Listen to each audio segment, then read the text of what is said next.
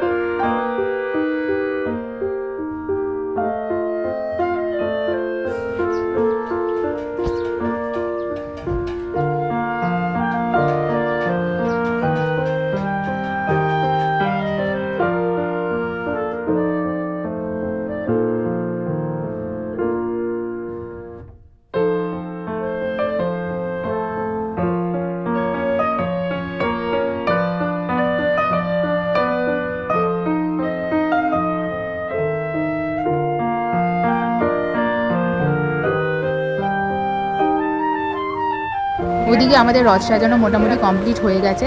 এবার আমি ঠাকুরের ভোগের ব্যবস্থা করছি এবং ঠাকুরের পুজোর ব্যবস্থা করছি। তার জন্য প্রথমেই আসনটা পেতে নিয়েছি, এবং আমার সঙ্গে দেখো পাশে কে বসে আছে, আমার দুষ্টুটা। ও সমানে আমি এটা রেকর্ড করছি তো ক্লিপটা, তো ওই দিকেও তাকিয়ে আছে, আবার উলুলু দিচ্ছে, ঠাকুরকে বসাচ্ছি তো সেই জন্য। তো এবার একে একে আমি ঠাকুরকে সাজিয়ে দেব।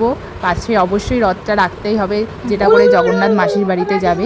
এবার মালা পরিয়ে দিচ্ছে আমার ছেলে এবং আমি সঙ্গে মালা পরাচ্ছি এবং একে একে ভোগ দেব। এবং ভোগ দেওয়ার পর আমার ছেলের প্রথমেই বক্তব্য হচ্ছে ঠাকুরকে যে সন্দেশ ভোগগুলো দেওয়া হয়েছিল ওর মধ্যে থেকে একটা সন্দেশ প্রথমেই ওকে দিতে হবে।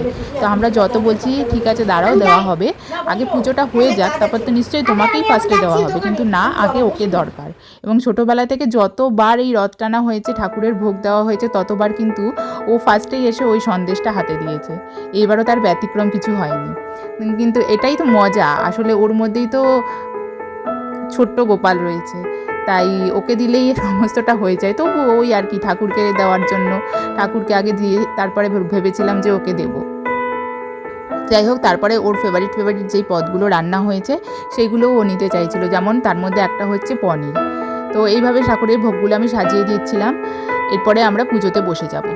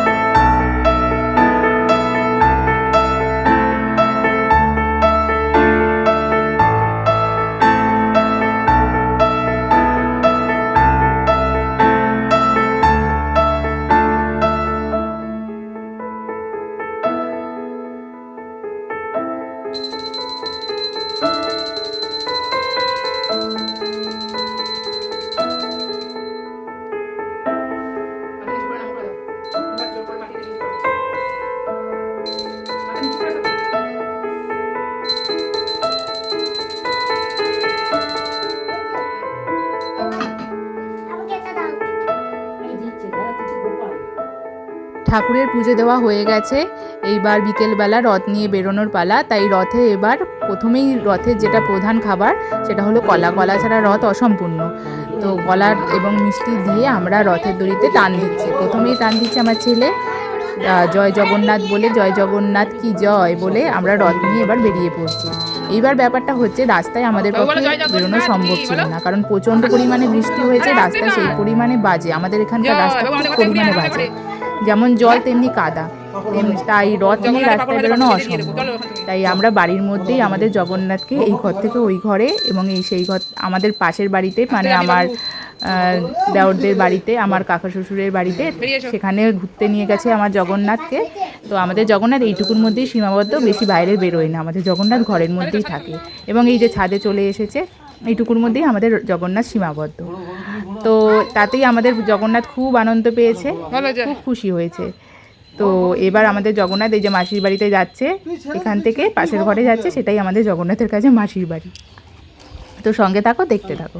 টানো টানো টানো, আস্তে আস্তে টানো। আস্তে আস্তে। জয় জগন্নাথ কি খায় বলো?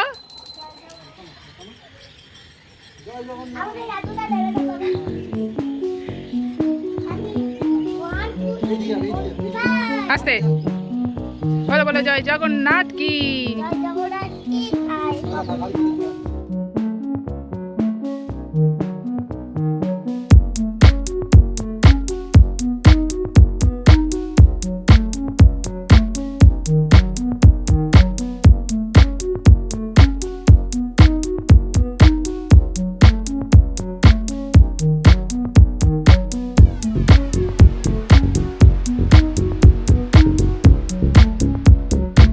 রথ শুধু টানলেই হবে না, রথের জন্য যেটা ম্যান্ডেটরি, না হলে রথযাত্রা অসম্পূর্ণ, সেটা হলো এই পাঁপড় ভাজা। তাই সন্ধেবেলা আমাদের ঘরে বিভিন্ন রকম পাঁপড় ভাজা হচ্ছে এবং এই পাঁপড় ভাজা খেয়েই আমরা আমাদের এই ভিডিওটাকে এখানেই শেষ করছি। আশা করছি ভিডিওটি তোমাদের ভালো লেগেছে।